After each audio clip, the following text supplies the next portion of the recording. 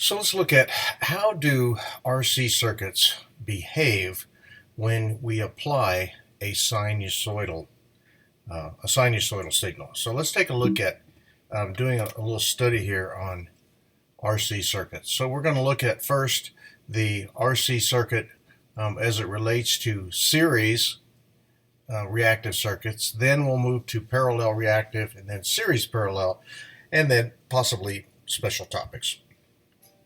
Okay, so we're going to first describe the relationship between the current and the voltage in an RC circuit and determine the impedance and phase angle in a series RC circuit, and then analyze a series RC circuit.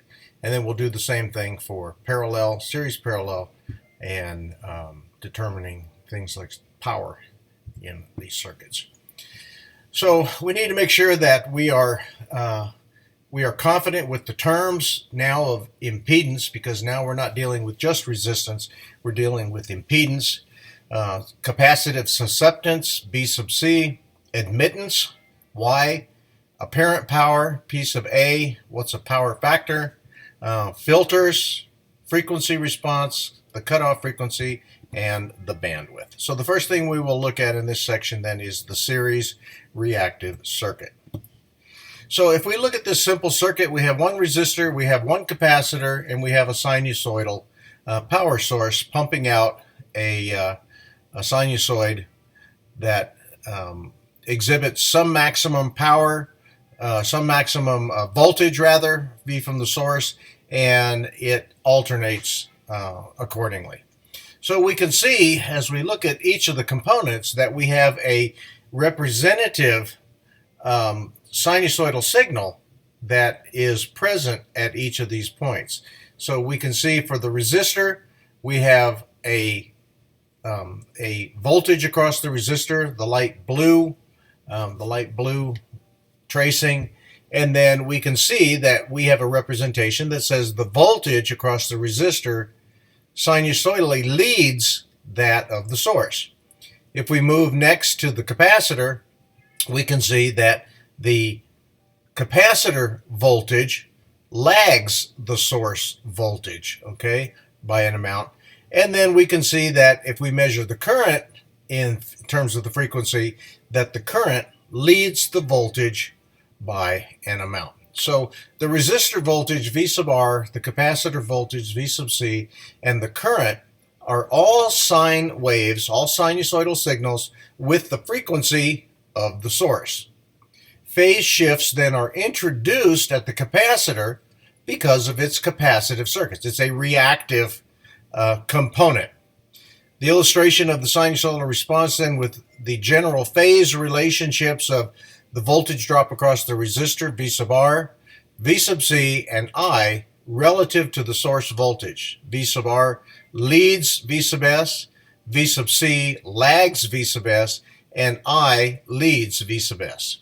The voltage across the resistor and the current are in phase, while the voltage VR and V sub C are 90 degrees out of phase with each other. So the resistor voltage V sub R and the current then lead the voltage V sub S. The capacitor voltage V sub C lags the voltage source V sub S.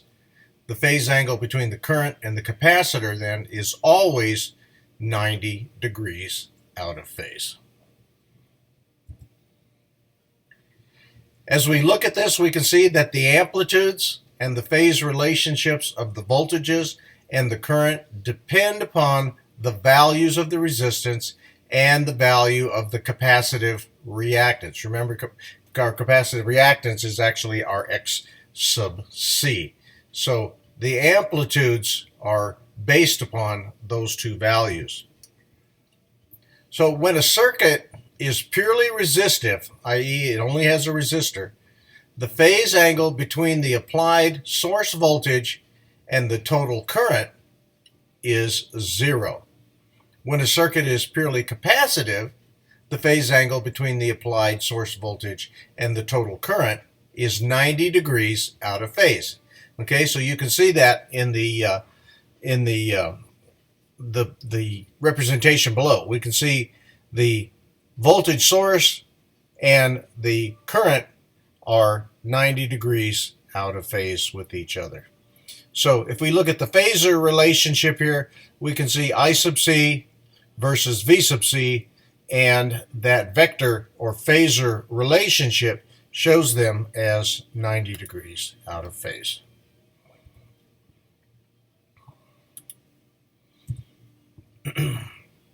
In the labs, you'll use signal generators and function generators then to produce those sine waves. The signal generator produces only sine waves, where the function generator will produce sine waves, pulse waves, square waves, and triangular waveforms. So if we look at a simple circuit here where we have only a resistor, so in a purely resistive circuit, the impedance is simply equal to the total resistance. So you can see here, the block itself we have marked as the impedance. Inside that block, we have our resistor. In a purely capacitive circuit, though, the impedance is equal to the total capacitive reactance. So now you can see we still have an impedance marked at the block itself as Z, but X sub C is the only component inside that gives us a resistive component or a reactive component. So in this case, Z equals X sub C. Now if we put a resistor and a capacitor in series with each other, the impedance of a series RC circuit then is determined by both the resistance and the capacitive reactance. And we're going to see that then it now becomes a frequency dependent circuit, and the output and the voltage dropped across them will be determined by the frequency as well as the component value of the capacitor. So if we look at that series RC circuit, we now need a term to define the the capacitive reactance, or that component that reacts as a resistance. So capacitive reactance is expressed as a complex number in rectangular form. So we say that X sub C is equal to minus J X sub C. And this is because we have a negative going vector, phasor, representing the capacitor. So in this circuit now, where we have a real and an imaginary component, we then write the expression then, the combination of the two components, as the phasor sum, or the vector sum of the resistor R and minus J X sub C. And you can see that in the expression. So in looking at this as in a phasor diagram, which is really a vector diagram, we start to develop the impedance triangle for a series RC circuit. So in AC analysis, both the resistor and X sub C are treated as phasor quantities, with X sub C appearing at minus 90 degree angle with respect to the resistor R. So we got X sub C going in the negative Y direction, R going in the positive X direction, and a 90 degree angle between them. This relationship comes from the fact that the capacitor voltage V sub C in series RC circuits lag the current, and thus the resistor voltage V sub R by 90 degrees. So if we take a look at the components then, the phasor components, then Z, the impedance, is the phasor sum of R and minus J X sub C. And we end up then with some angle total that we use the Pythagorean Theorem to solve for the angle theta. So you can see here that the resultant formed between R and X sub C is that Pythagorean relationship, in this case R squared plus X sub C squared, take the square root, and we get the magnitude of that phasor. The angle then is minus the inverse tangent of x sub c over r. So a repositioning of the phasors forms a right triangle called the impedance triangle. The length of each phasor represents the magnitude in ohms. The angle theta then is the phase angle of the RC circuit and represents the phase difference between the applied voltage and the current. Each phase angle theta then is expressed by the trigonometric function for the tangent, where the inverse tangent is the tan minus 1 representation. As I said before, the Pythagorean theorem then forms the magnitude for that expression. So in every case here then, we will have a z is equal to the square root, the sum of the squares, and some angle minus tangent inverse x sub c by r. So if we take a look at this simple example here, we've got a resistor of 56 ohms in a simple AC circuit with a source value. So in this case, you can see that the total impedance, R minus Jx sub c, is equal to just R, because Jx sub c is 0, and the impedance then is 56 ohms. So to express this in Z terms, in a polar term, we have the resistance at some angle of 0 degrees. So the impedance is simply the resistance, and the phase angle is 0 because we have purely resistance in the circuit. There is no reactance. If we look at a simple circuit that has just a capacitor in it, where the capacitor is rated at 100 ohms, x sub c. Now that's not the capacitor's value in farads, but that is the reactance value, x sub c. So now we have Z is equal to R minus Jx sub c, and since there's no resistor, it's 0. Now minus J100, and we have a relationship then that says minus J100 ohms is the impedance. If we put this in polar form, again, we would have to run this through the relationships that we just saw using the Pythagorean theorem and the inverse tangent. We would have x sub c at an angle of minus 90 degrees, or 100 at minus 90 degrees. So the impedance is simply the capacitive reactance and the phase angle of minus 90 degrees, because the pure capacitance causes the current to lead the voltage by 90 degrees.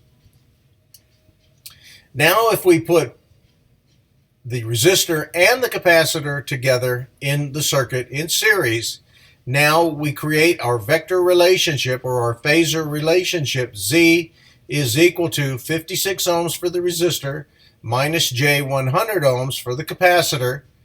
Using Pythagorean's theorem, we determine the magnitude, which gives us 56 squared plus 100 squared. Taking the square root, we get 115 for our resistance value, or reactance value, impedance, and that's in ohms. If we take minus the inverse tangent of x sub c by r, we have 100 over 56. Take the inverse tangent and multiply by the negative sign, we get 60.8 degrees. So our polar representation is 115 at an angle of minus 60.8 ohms. So the phase angle is fixed by the relative values of x sub c and r. Something we can do is we can use our Ohm's law representation. The application of Ohm's law to series RC circuits then involve the use of the phasor quantities impedance, voltage, and current. You'll notice that they're all bolded here. The reason that they're bolded is because these are phasor quantities. Okay, these are not scalar quantities. The bold base non-italic letters indicate phasor quantities that include both the magnitude and the angle. So if we put these into the form that we're used to for Ohm's law, we have voltage is equal to current times impedance. Current is equal to voltage divided by impedance. And impedance is equal to voltage divided by the current. So you'll recall that multiplication and division are most easily accomplished in polar forms of phasor algebra. This makes the handling of Ohm's law easier because it involves multiplication and division of each of our terms, V, Z, and I. So if we just take a quick look here, again, we've got a simple circuit, 10 k ohms, a 1/100th of a microfarad capacitor. So X sub C, we use our relationship. X sub C is equal to 1 over 2 pi times the frequency by the value of the capacitance. When we run that through our expression here, we end up with 15.9 k ohms of capacitive reactance. Now we can solve for the total impedance for this circuit, 10 k ohms minus J, 15.9 k ohms. Now having those two rectangular terms, we can put them into Pythagorean Theorem, r squared plus x sub c squared, and we get 10 k ohms squared plus 15.9 k ohms squared, and we get a total impedance for the circuit of 18.1 k ohms. If I take the inverse tangent then of x sub c over r, I get an angle of minus 57.8 degrees. So in polar form, 18.1 k ohms at an angle of minus 57.8. If I put it back into Ohm's law, V sub S is equal to the total current times the total impedance. Again, I'm going to use the polar forms. So when I do that, I end up with 0.2 at an angle of 0 milliamps, 18.1 at an angle of minus 57 degrees, and that is in k ohms. So I get a value then of 3.76 at an angle of 57 degrees for voltage now. So if I were to draw the phasor diagram for that, you can see I have 0.2 of a milliamp for my current. I have a source of 3.76 voltage at an angle of 57.8. Okay, determine the current in the circuit and draw the phasor diagram. So now we've just changed the values. The analysis is the same. The first thing we need to calculate is the capacitive reactance. We end up with 4.82 k ohms. We can use the rectangular form, and we get 2.2 k ohms minus 4.82 k ohms of reactance, capacitive reactance.